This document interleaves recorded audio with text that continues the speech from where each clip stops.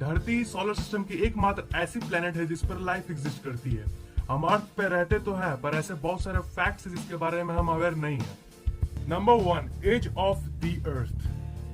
क्या आपको पता है कि धरती की एज 4.543 बिलियन ईयर्स है, मतलब कि 454 करोड़ ईयर्स। अब आपके मन में क्वेश्चन आया होगा कि अर्थ की एज साइंटिस्ट ने कैलकुलेट कैसे की होगी। तो मैं आपकी इंफॉर्मेशन के लिए बता दूं कि रेडियोमेट्रिक डेटिंग टेक्निक से कैलकुलेट की है साइंटिस्ट ने अर्थ की एज।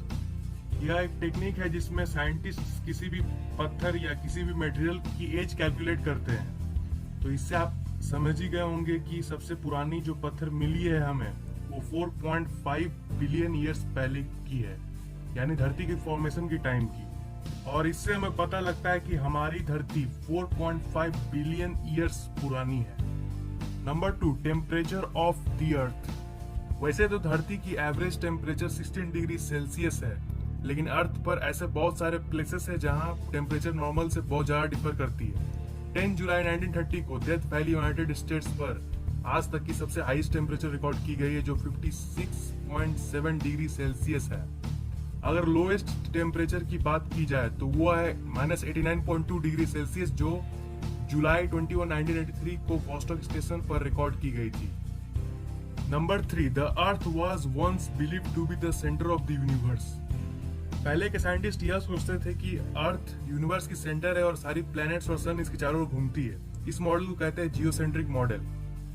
फिर यह बंदा आया निकोलस कोपरनिकस। इस बंदे ने हेलियोसेंट्रिक मॉडल को प्रेजेंट किया। अकॉर्डिंग टू दिस मॉडल सन अर्थ के चारों ओर नहीं घूमती, बल्कि अर्थ सन के चारों ओर घूमती है। और ये तो हम जानते ही कि जियो मॉडल गलत है और हेलियो मॉडल बिल्कुल सही।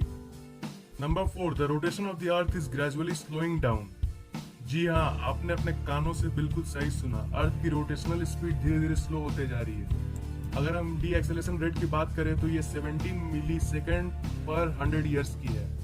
पर अर्थ की स्पीड कम क्यों हो रही है? क्या है ना कि मून अर्थ से दूर खिसकता जा रहा है, लगभग 3.78 सेंटीमीटर पर ईयर के हिसाब से, और इसलिए धरती की रोटेशन स्लो होती जा रही है। धरती मून से जितना दूर जाएगी अर्थ की रोटेशन उतनी स्लो होती जाएगी। 3.78 सेंटीमीटर पर ईयर तो सुनने में ज्यादा नहीं लग रहा होगा, लेकिन अब मैं आपको बताता हूँ कि ये अमेजिंग क्यों है। कुछ 454 करोड़ साल पहले जब चांद नया नया था, तब चांद धरती के बहुत ज्यादा ही सामने था, और उस वक्त हर एक दिन लगभग 6-7 घंटे का होता था। लेकिन आज लगभग 450 करोड़ साल बाद मून दूर खिसकता गया और धरती स्लो होती गई, और इसलिए आज हर एक दिन 24 घंटे की होती है। अगर हम फ्यूचर की बात करें तो फ्यूचर में भी धरती और स्लो होती रहेगी।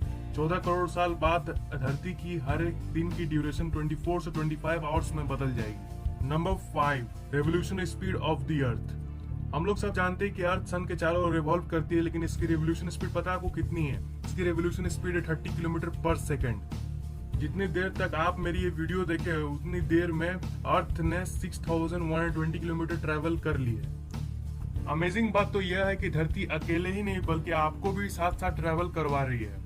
इसका मतलब आप भी 30 किलोमीटर पर सेकंड के स्पीड से रिवॉल्व कर रहे हो, लेकिन आप इसे फील नहीं कर पा रहे हो। है ना ये कूल बात?